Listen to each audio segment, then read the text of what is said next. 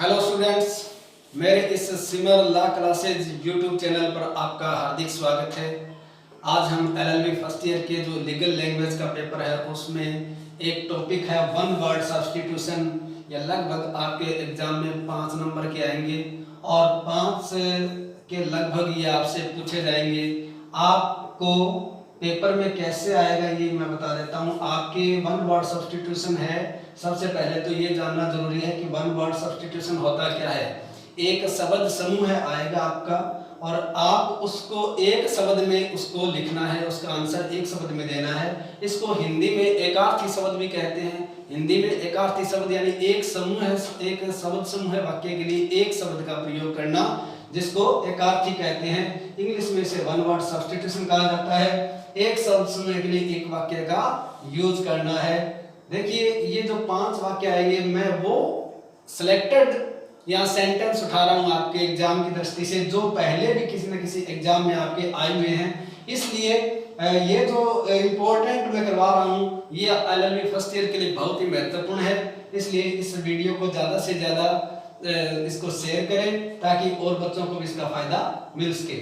देखिए ये आपके जो पेपर में आएगा वो आपको एक लाइन ये दी हुई आएगी इतनी, जैसे one who does not believe in God, one who does not believe in God, ये आपको एग्जाम में दिया हुआ आएगा। आपको इसका एक शब्द में अर्थ लिखना है। इसका अर्थ होता है one who does not believe in God, जो ईश्वर में विश्वास नहीं करता है या जो ईश्वर की सत्ता में विश्वास नहीं करता है या जो ईश्वर के अस्तित्व में विश्वास नहीं करता है, उसको क्या कहा जाता है? उसको नास्तिक कहा जाता है, एथिस्ट कहा जाता है, उसको नास्तिक कहा जाता है, एथिस्ट।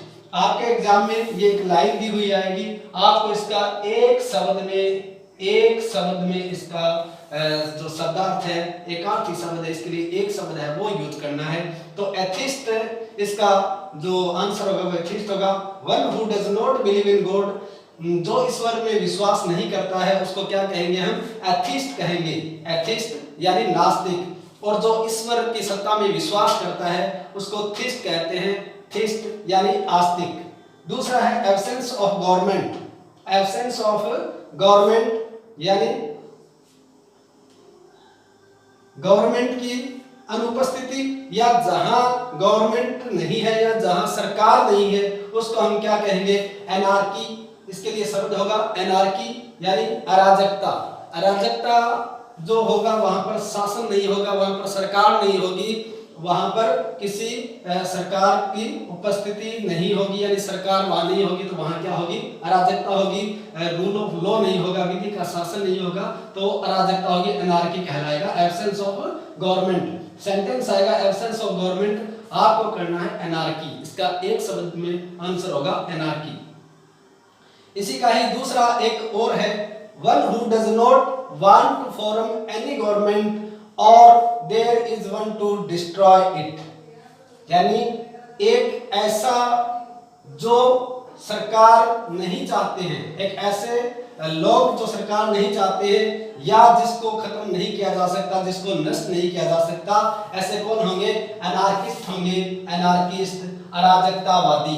अराजकतावादी वो नहीं चाहते कि कोई सरकार हो, अराजकतावादी को नष्ट नहीं किया जा सकता, तो इसका एक आंसर होगा अनार्किस्ट। तीसरा है इसका a place where one can reach, एक स्थान जहां हर कोई पहुंच सकता है। A place where one can reach, एक स्थान जहां हर कोई पहुंच सकता है, उसके लिए एक शब्द क्या यूज करेंगे हम? एक्सेसिबल। एक्सेसिबल यानी सुलभ या सुगम, जहां आसानी से पहुंचा जा सकता है।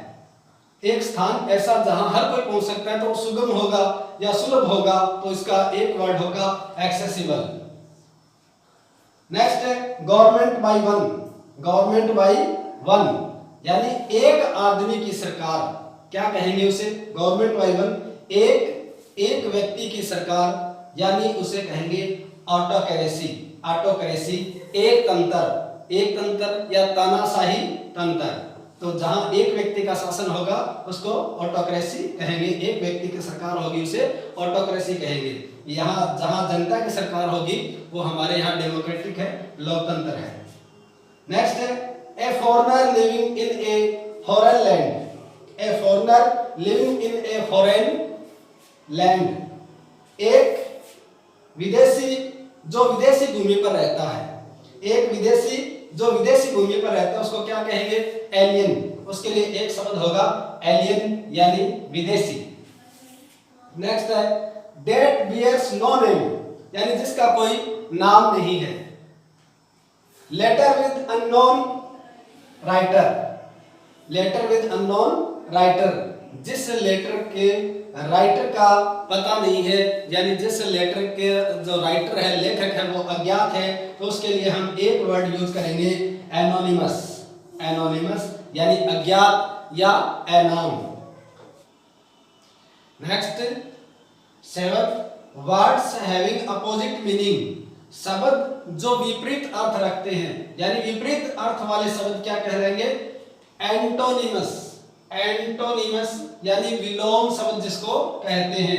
एनी लिविंग ऑब्जेक्ट, नेक्स्ट है 8वां, एनी लिविंग ऑब्जेक्ट यानी कोई भी जीवित वस्तु, कोई भी जीवित वस्तु क्या कहेंगे हम उसे? एनिमेट यानी सजीव या चेतन, सजीव या चेतन को ही जीवित वस्तु कहा जाता है। नेक्स्ट है an assembly of hearers oblique listeners, यानी श्रोताओं की एक सभा या सुनने वालों की एक सभा क्या कहलाएगी? ऑडियंस। एक शब्द में क्या होगा उसका? एकार्थी शब्द क्या होगा? वन वर्ड सब्स्टिट्यूशन क्या होगा उसका? ऑडियंस, श्रोतागण। एन असेंबली ऑफ हियरर्स यानी श्रोताओं की एक सभा या सुनने वालों की एक सभा क्या कहेंगे हम? ऑडियंस कहेंगे उसे, ऑडियंस। नेक्स्ट है a person who suffers physical hardship for the welfare of his soul. A person who suffers physical hardship for the welfare of his soul, एक व्यक्ति जो अपनी आत्मा के कल्याण के लिए कठिन परिश्रम करता है या शारीरिक कष्ट उठाता है, उसको क्या कहेंगे हम? उसके लिए एक शब्द होगा एसेटिक, तपस्वी या सन्यासी। तपस्वी या सन्यासी, एक व्यक्ति जो अपनी आत्मा के कल्याण के लिए शारीरिक कष्ट उठाता है या शारीरिक कष्ट करता है, उसे क्या कहेंगे? एसेटिक यानी तपस्वी या सन्यासी। नेक्स्ट है a diplomatic agent sent by one country to another country। एक डिप्लोमेटिक एजेंट, एक राजनयिक कार्यकर्ता, राजनयिक अभिकर्ता या राजनयिक दूत, sent by one country to another, जिसको एक देश से दूसरे देश में भेजा जाता है, ऐसे राजनयिक अभिकर्ता को क्या कहा जाता है?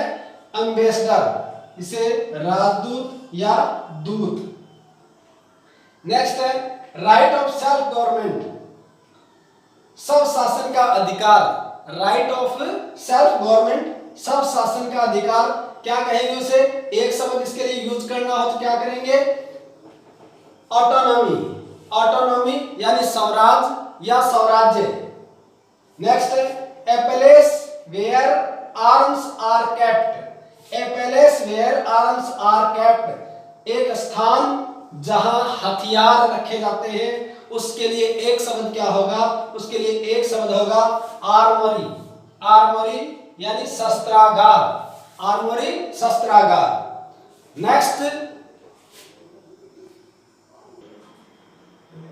Next the custom of marrying two wives at a time. The custom of marrying two wives at a time, एक ऐसी प्रथा जो एक इसमें में दो पत्नियां रखता हो। एक इसमें में दो पत्नियां रखने की प्रथा को क्या कहेंगे? बाइगेमी। बाइगेमी या द्विपत्नी प्रथा। स्पीकिंग और राइटिंग टू लैंग्वेज। स्पीकिंग और राइटिंग टू लैंग्वेज यानी ऐसी दो भाषाओं को जो बोल सकता है और लिख सकता है, उसके लिए एक वर्ड हम क्या यूज करेंगे? बाइलिंगुअल। बाइलिंगुअल यानी द्विभाषी।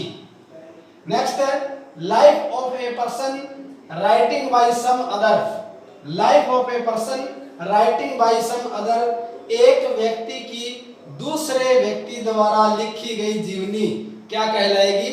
दूसरे व्यक्ति द्वारा लिखा गया जीवन चरित्र क्या कहलाएगा? बायोग्राफी यानी जीवनी। लाइफ ऑफ ए पर्सन किसी एक व्यक्ति की राइटिंग बाय सम अदर, दूसरे व्यक्ति द्वारा लिखी गई जीवनी क्या कहलाएगी? बायोग्राफी कहलाएगी। अगर यह अपनी खुद की जीवनी खुद लिखे तो ऑटोबायोग्राफी कहलाएगी, आत्मकथा। नेक्स्ट है गवर्नमेंट बाय द ऑफिशियल, यानी ऑफिशियली सरकार, जो आधिकारिक या पदीय सरकार है उसको क्या कहा जाएगा? और अधिकारियों के द्वारा जो शासन चलाया जाता है उसको क्या कहा जाता है? ब्यूरोक्रेसी। नौकरशाही। नेक्स्ट है a thing that can be believed, एक चीज जिसमें विश्वास किया जा सकता है। A thing that can be believed, एक वस्तु जो विश्वास किए जाने योग्य है उसको क्या कहेंगे? क्रेडिबल, विश्वसनीय। उसके लिए एक वर्ड होगा क्रेडिबल, विश्वसनीय, यानी एक ऐसी वस्तु जिसमें विश्वास किया जा सकता है, क्रेडिबल। नेक्स्ट है 19 number, one who eat human flesh, जो व्यक्ति मानव का मांस खाता है उसे, उसके लिए एक वर्ड क्या होगा? कैनिबल। उसके लिए एक वर्ड होगा कैनिबल, नरभक्षी, यानी जो इंसान जो आदमी का जो मांस खाता है उसे आदमखोर या नरभक्षी कहा जाता है। One who eats human flesh उसे कहा जाएगा कैनिबल, नरभक्षी। नेक्स्ट एंड लास्ट 20 नंबर है ए पीरियड ऑफ 100 इयर्स, 100 वर्षों की अवधि को क्या कहा जाता है? सेंचुरी, शताब्दी। तो ये वन वर्ड सब्स्टिट्यूशन ऐसे हैं जो पिछले कई बार एग्जाम्स में पूछे गए हैं, इंपॉर्टेंट है, फर्स्ट ईयर के लॉ स्टूडेंट के लिए इंपॉर्टेंट है। इसके अलावा और भी जिनके लिए वन वर्ड सब्स्टिट्यूशन लगते हैं उनके लिए भी ये उपयोगी है। आज का ये वीडियो आपको कैसा लगा इसके बारे में जरूर कमेंट करें, और मेरे इस चैनल को आप देख रहे हैं, अगर पहली बार अभी तक आपने सब्सक्राइब नहीं किया है तो आप इसको सब्सक्राइब जरूर करें और इसको अपने दोस्तों के साथ शेयर करें और लाइक अवश्य करें।